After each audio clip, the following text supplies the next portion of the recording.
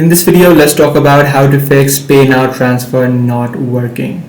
Whether you're trying to pay using the DBS Digibank or any other bank which has the PayNow feature, if you're having issues, the first thing that you need to make sure is that you are entering the recipient's phone number or the NRIC number correctly. If you have mistyped it, make sure you correct it and the transfer should be made. Secondly, also make sure to check your daily limit depending upon if you have a verified or a non-verified account.